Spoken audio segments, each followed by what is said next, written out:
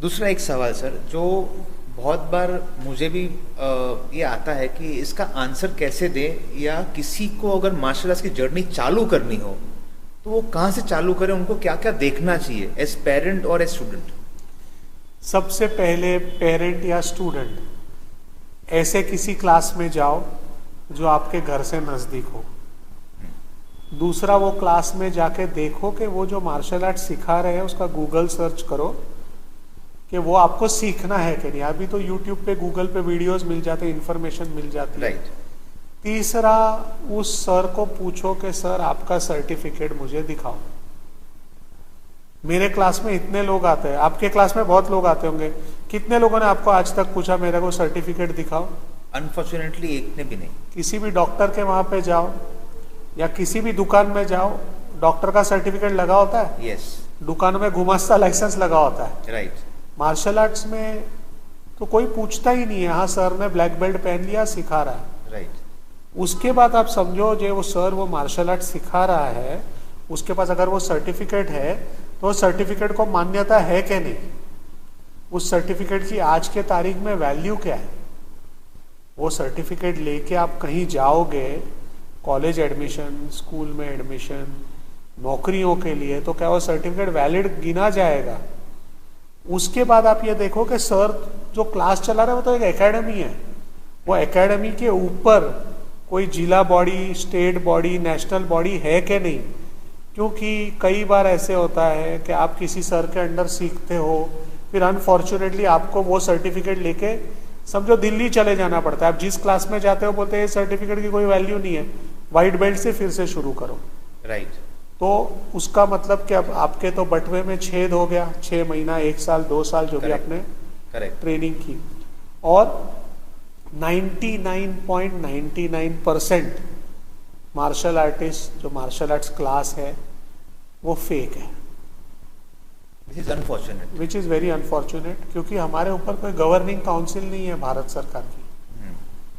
और कई लोग जो भी ब्लैक बेल्ट बनते हैं, आप अगर बीए बनते हो तो क्या आप स्कूल में टीचर बन गए? आपको बीएड करना पड़ता है, एमएड करना पड़ता है, बीपीएड करना पड़ता है। राइट।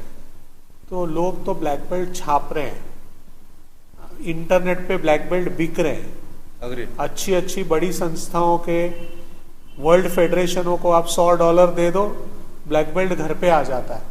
और ब्लैक बेल्ट घर आने से पहले उसका फोटो आपको मिल जाता है। करेक्ट। जिसको दिखा के आप व्हाट्सएप पे अपना गोरख धंधा चालू कर सको। राइट। आपके आसपास भी ऐसे कई क्लास होंगे जो ये कर रहे हैं। ब्लैक बेल्ट होना, ब्लैक बेल्ट का सर्टिफिकेट होना, इसका मतलब ये नहीं कि आप उस मार्शल आर्ट के कोच हो। ट्रू। उसके लिए आपके पास उस मार्शल आर्ट के वैलिड फेडरेशन से, I am using the word valid, क्योंकि आज की तारीख में आप कराटे का नाम ले लो तो कराटे की 4 संस्था देश में चल रही है, टाइकोंडो में केसेस चल रहे हैं, जूडो में एडमिनिस्ट्रेटर बैठा हुआ है, हर मार्शल आर्ट्स में प्रॉब्लम चल रहे हैं। आप कहाँ पे जाके जुड़ोगे? आपको ये सब इंफॉर्मेशन उस सर से लेनी है और उस सर ने आपको सच बोलना है। ये प्रॉब्लम हाँ, सर ने आपको सच बोलना है। अब आप देखो, दूसरा एक प्रकार है एमएमए।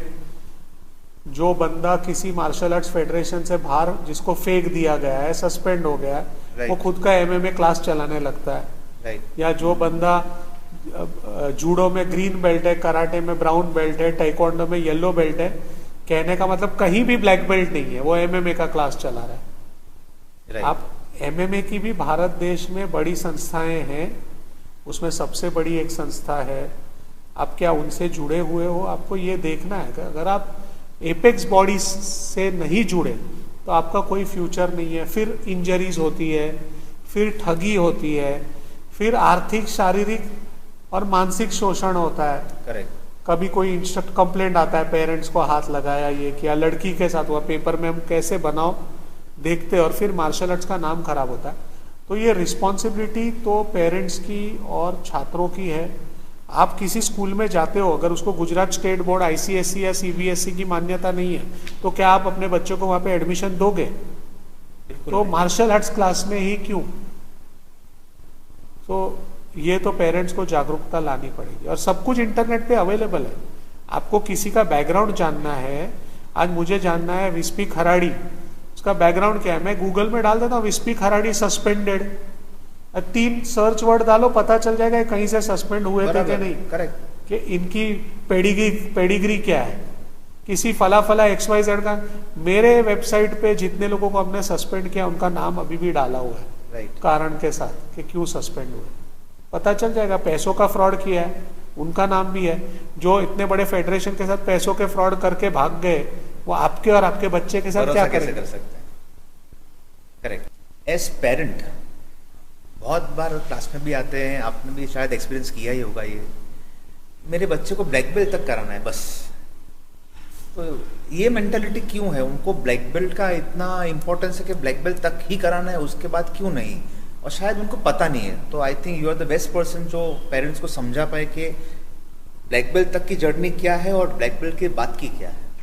पहले बात तो ये जितने मार्शल आर्ट्स क्लासेस है, सर ही खुद ब्लैक बेल्ट या 2nd डिग्री ब्लैक बेल्ट होता है, उसके पास ही कुछ आगे का नॉलेज या पदवी या लाइसेंस नहीं है, तो वो भी बोलते हैं हाँ ब्लैक बेल्ट तक करो और साइड पे हटो, you are out of the food chain then. दूसरी बात, most of this martial arts classes are illegal, तो पेरेंट्स को समझा नहीं पाते कि बेल्ट रैंकिंग लेवल ये आपका लेवल समझाती है उस मार्शल आर्ट की सिस्टम में, पर अगर आपके पास मान्यता प्राप्त है तो आपकी दूसरी पैरेलल लाइन चलती है, वो आपकी चैंपियनशिप्स है, राइट। चैंपियनशिप में भी तो आपको सिल्वर, ब्रॉन्ज, गोल्ड या पार्टिसिपेशन लेना है।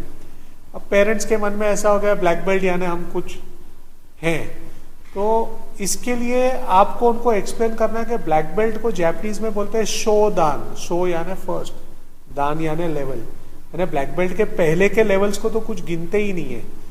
यानी अगर आप बच्चों को भेज रहे हो किसी स्कूल में तो जूनियर केजी से तो 10वीं तक गिनते ही नहीं है, राइट। आप 10वीं के पहले छुड़वा दोगे क्या? 10वीं में आप SSC दिलाओगे तो उसको बोलते हैं शो दान, फर्स्ट लेवल।